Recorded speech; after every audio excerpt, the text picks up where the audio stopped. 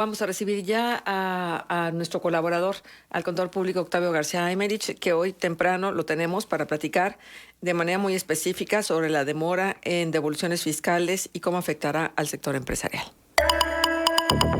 La voz de los protagonistas. Contacto telefónico. Octavio, muchas gracias por acompañarnos en lunes, ya está ahora 2 de muertos, 2 de noviembre, Día de Muertos, perdón, y la verdad es que por eso siempre valoramos mucho toda la disposición de nuestros colaboradores de atender estas necesidades de información. A ver, desde tu perspectiva, Octavio, ¿qué está pasando con el tema de la devolución de impuestos? Porque, bueno, recientemente se ha publicado que la negativa del Servicio de Administración Tributaria a devolver el IVA a algunas empresas está ahorcando a negocios que además enfrentan la debacle económica. Es el caso de una empresa mediana y ahí se detalla y lo que dicen es que desgraciadamente esta situación generada por el SAT que se ha argumentado que la solicitud de devolución son incompletas o algún otro tipo de argumento.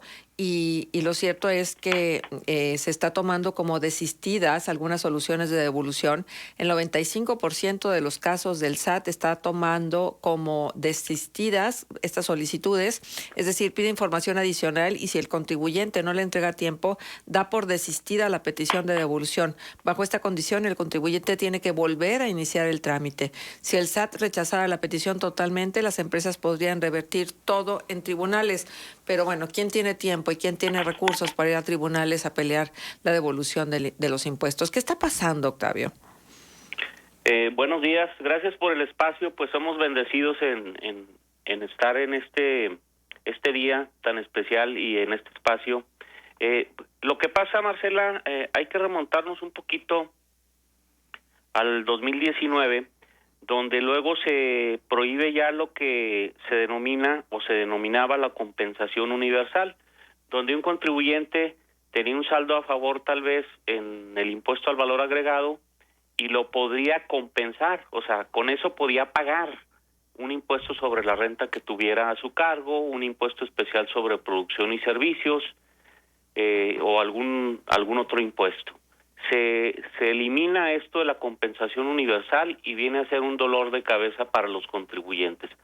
Tú ya citabas algunas notas en los cuales una de ellas inclusive citaba que una empresa galletera pues tiene pendiente por todo el 2019 que la autoridad le regrese aproximadamente 3,5 millones y por otra parte tiene un impuesto especial sobre producción y servicios que debe de 1 millón de pesos, que cita ahí la nota que, bueno, esta empresa obviamente necesita que le regresen ese dinero para hacer frente a pagar sus otras contribuciones, sus otros impuestos.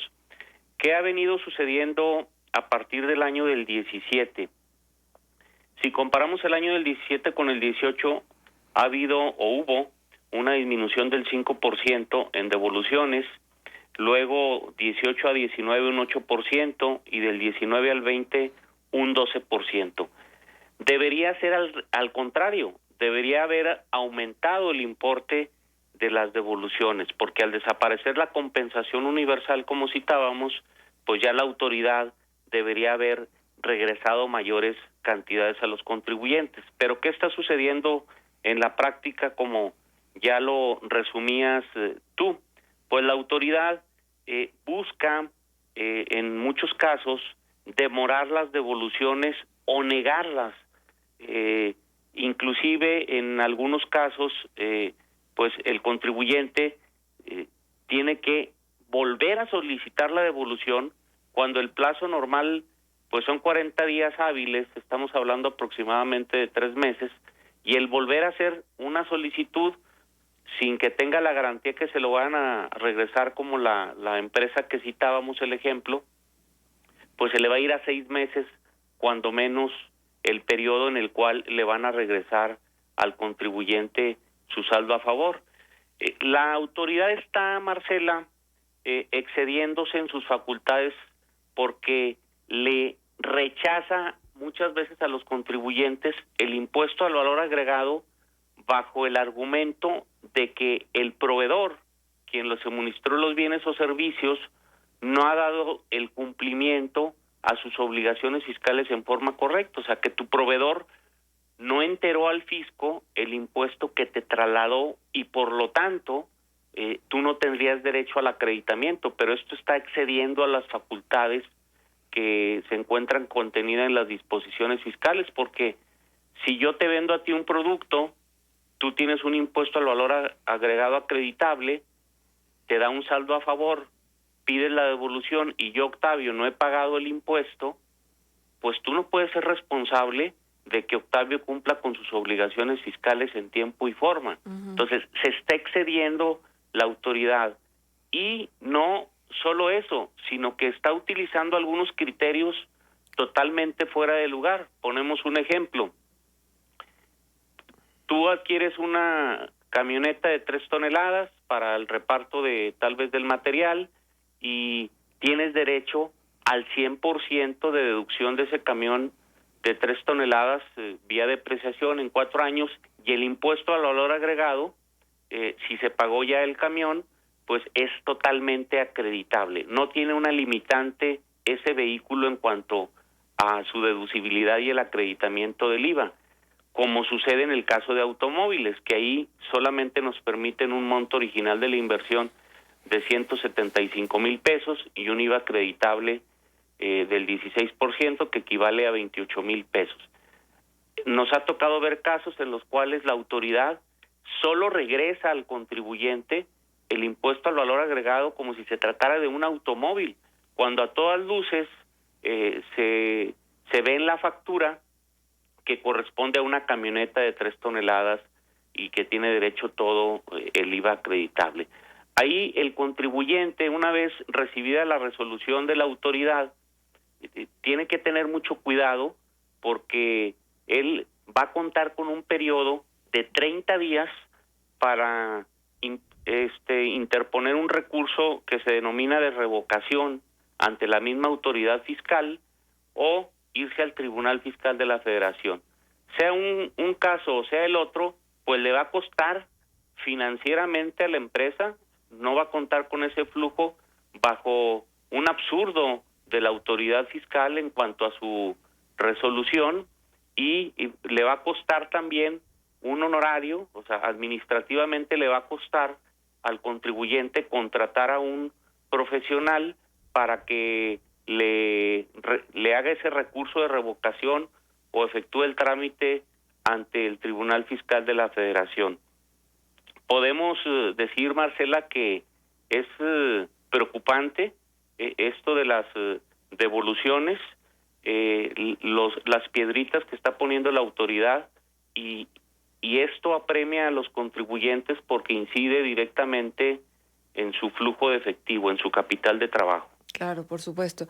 Y no se entiende, porque fíjate que también hoy hay una nota donde nos informan que el SAT recaudó 417,954 millones de pesos por la vía de auditorías en los primeros 9 meses de 2020, cifra 144% superior si se compara con los 171,248 millones que obtuvo por esta vía en un lapso igual del año pasado. La cantidad que obtuvo el fisco por esta tarea es todo un récord. Esos recursos son capaces de financiar 12 veces el tamaño de capital que se pretende invertir en el Tren Maya para 2021. De acuerdo con el reporte de finanzas públicas del tercer trimestre en la Secretaría de Hacienda, 254,114 millones de pesos que obtuvo el SAT por la vía de auditorías llegó a través de efectivo. Entonces, no es que no tengan recursos, es que no quieren. Sí, yo creo que por lo que vemos en la práctica, está utilizando la autoridad, insisto, en muchos casos, y lo dicen diferentes notas y voces como la Coparmex, en cuanto a que está demorando las devoluciones en forma intencional, lo que viene a afectar a la economía no solo de ese contribuyente, sino de otros contribuyentes, porque esa empresa que poníamos como ejemplo, o la nota periodística lo señalaba, al no tener ese recurso, no puede pagar a sus proveedores. Y ese proveedor pues no va a poder pagar a sus proveedores, y es una cadena que afecta a la economía en general. Entonces es una visión muy corta por parte de la autoridad, Marcela, esa práctica por parte de la autoridad fiscal, donde lo que necesitamos es que se faciliten más las cosas a los contribuyentes, porque de lo contrario lo que haces es invitar a la economía informal. Y lo que queremos como país pues es que más contribuyentes cumplan en tiempo y forma con sus obligaciones fiscales y que se incorporen de la economía informal a la formal más personas. Pero con este tipo de trabas, con este tipo de cargas administrativas adicionales a los contribuyentes, pues no es muy atractivo el cumplir con las obligaciones en tiempo y forma, aunque es una obligación de todos los mexicanos, pues contribuir al pago de las contribuciones que están establecidas en diferentes disposiciones. Y lo que tú señalabas de que recaudan más por auditorías, pues hay que recordar que a 4 o 5 empresas muy grandes, pues ahora sí que se les hizo, como dicen por ahí, manita de puerco para efectos de que pagaran contribuciones que ellos